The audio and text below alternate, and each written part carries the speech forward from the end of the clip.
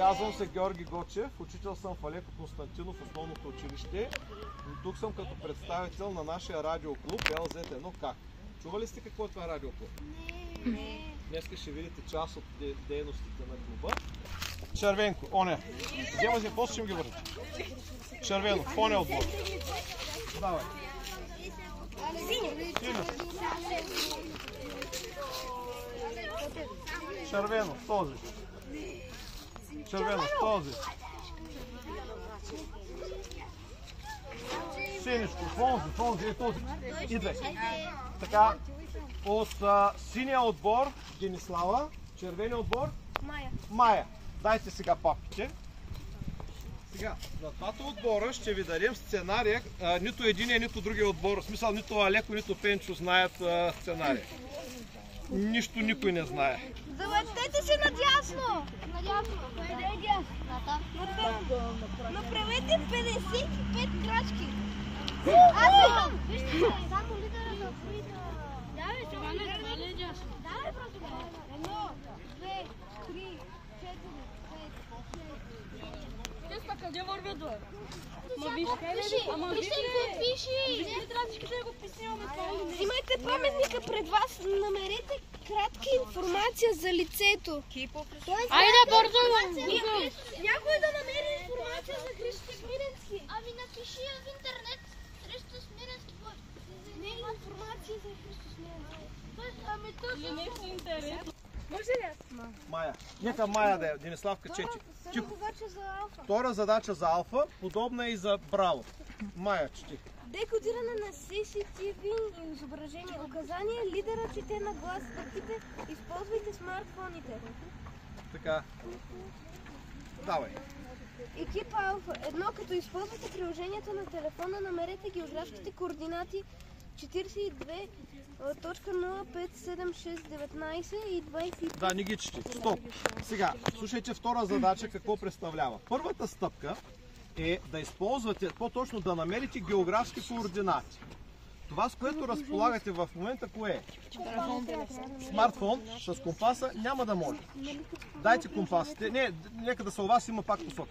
Смартфона, кое приложение знаете, което ви ориентира в природата? Google Maps, точно така.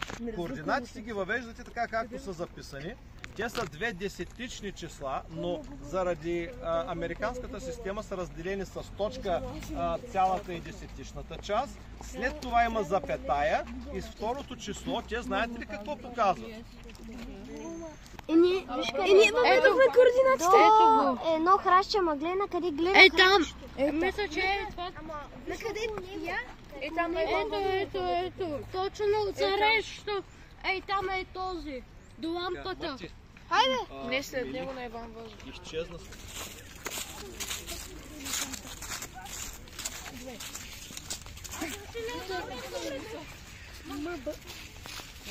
Някой знае ли кой е този? Не. Чакайте, летай, сега ще ви намерете свободно близо и оператора на радиостанцията да седне. Кой има радиостанцията? Намерям свободна близост. Чакай. Включете радиостанциите и настройте на канал PMR1. Готово. PMR1. PMR1. Готово е сега. Инсталирайте и стартирайте приложението Робот 36. Кой има Робот 36? Кой има Робот 36? Добре, някой да отвори. И стартирайте приложението Робот 36. Другия паметник е. Чакай, другия паметник е. Иван Вазов е там. Айде към Иван Вазов.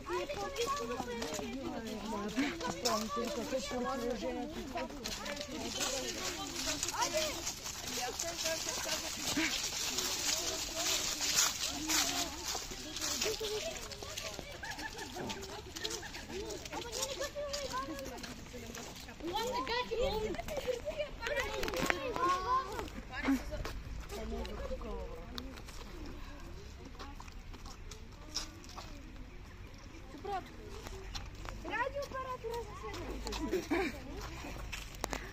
Включете радиостанциите, инсталирайте и стартирайте приложението Робот 36, който го има. Докладвайте, че сте готови, като използвате следния код. LZ1 е до тук. LZ1 так. Екип Алфа готови за приемане на съобщението. Лима Зу 1 Еко Делта Юниформ. Тук е LZ1 как. Екип Алфа готови за приемане на съобщението. След доклада... Той нищо не тръгна. Роджер. Само повтори още един път рапорта, тъй като не чух кой екип рапортува. Това е господина. Екип Алфа. Екип Алфа. Роджер, екип Алфа, стойте на приемане, GSM-а на Робот 36, по-наблизо до радиото. Екип Браво, готови ли сте? Едно е екип Браво, готови за приемане на съобщението. Добре, прието екип Браво, стойте на честотата, GSM-ите с Робот 36, близо до радиото и чакате да свършат и двете картинки, и двата отбора чакате и двете картинки, едната картинка ще даде продължението на задачата за Алфа, а другата за Браво отборите. Чакате и двете картинки на приемане. Дайте още един телефон, защото ако един не го разчете, е хубаво, ще трябва още един. Още един телефон с Робот 36. Кой друг има радио 36? Робот 36. Какво прави?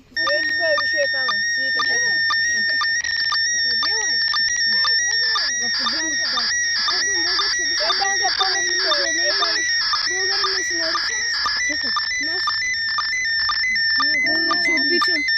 Наши пълни зелени българин да се наричам. Първа радост за мен.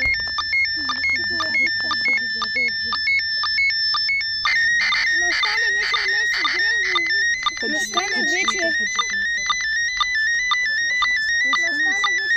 Това вече става като за хорор. Настане вечер, месец, звезди обсипят свод небесен, грани шуми, вятър повей, балкона пей, своята песен. Това е цялото. Това вече става като хорор филм. Това няма намаляне. Не става надолу. Майко! Ако сте успели да разкодирате, трябва да отидете на следващата стъпка до паметника, с който е свързан този цитат. Този цитат, който получихте за Алфа и за Браво, е свързан с паметник. Трябва да отидете да снимате паметника и идвайте насам пак при нас. Хайде, къде? Чакай, не вика, чакай!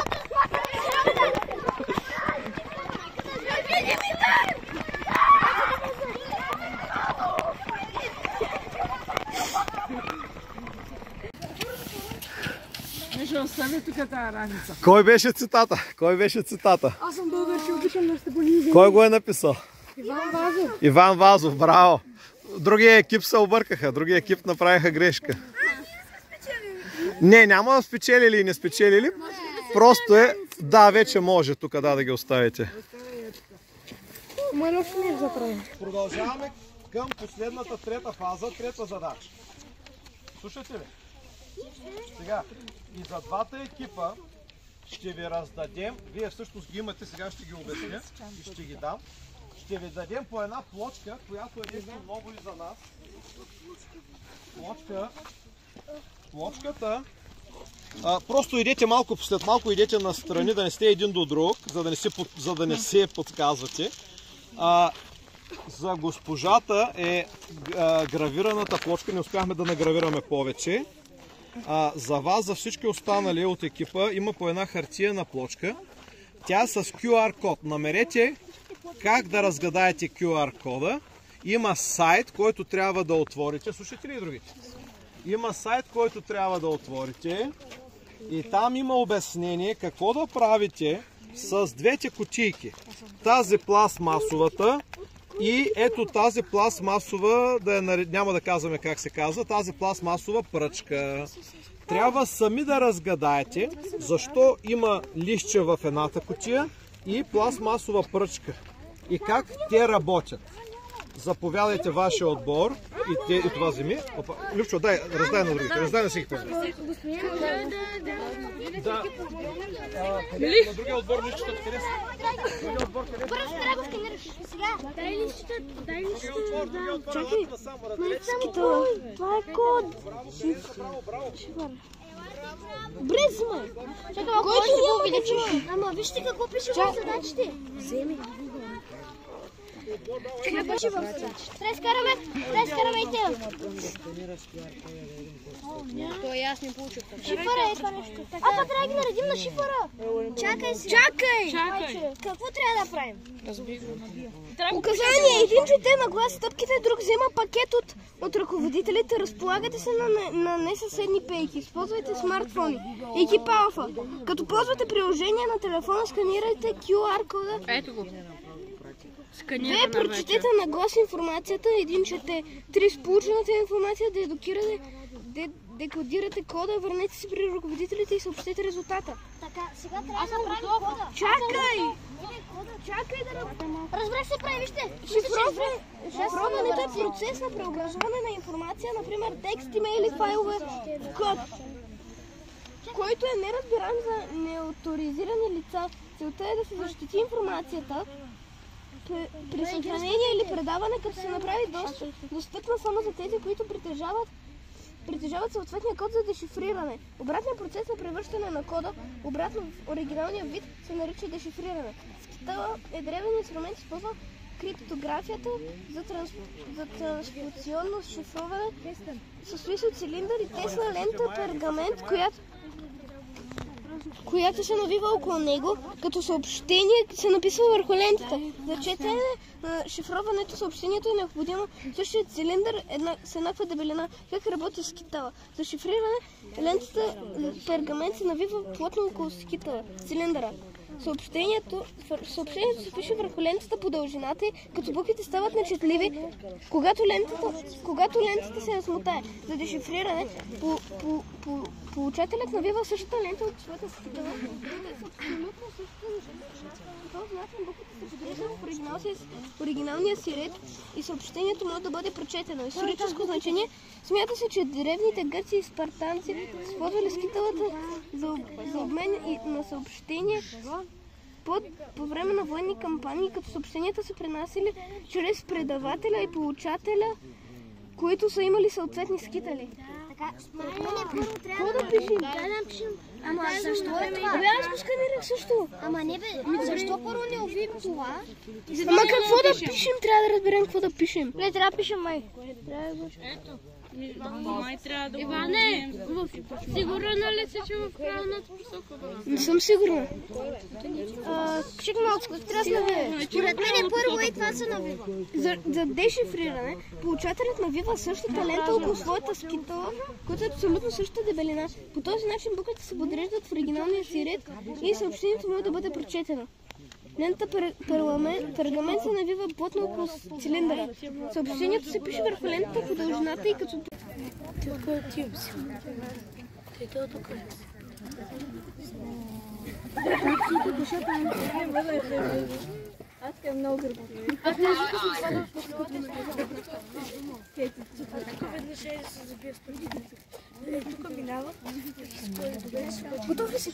Браво. Браво. Виж откъде почва главна буква. Ей тук детенце. Чакай малко. Детенце. Хубаво пиленце. Пиленце. Любаво. Къде? Под мишница. И така нататък. Въведете го в Google и вижте кой е автора. Браво, браво, разгадахте го, да. Браво, Тяна даже се сети веднага без Google.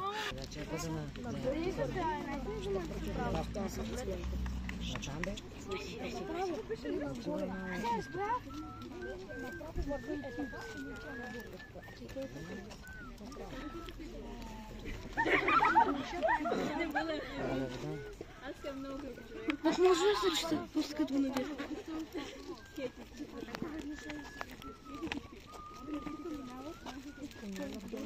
Готов ли си? Да, чакай малко. Дай. Виж откъде почва. Чакай малко, хубава буква. Ей тук детенце. Чакай малко. Детенце. Хубаво пиленце. Пиленце. Любов. Къде? Под мишница Стас. Къде под мишница Стас? Трябва да разберем кой е автора. Въведете го в Google и вижте кой е автор. Айде, чакай малко. Давай ти. Сега, детенце. Чакай, Вазов. Браво! Тяна даже се сети веднага без Google. Добре. Значи да няма да трябва. Задачите са успешно решени и трите. Сега, елате само набързо. Браво и на двата, и на Алфа, и на Браво имат браво. Приберете си ги вътре кучийките. Само дай да покажа. Аз ще го взема. Сега вижте, това, което видяхте с китали, това е Ивелине древен начин за кодиране на информация.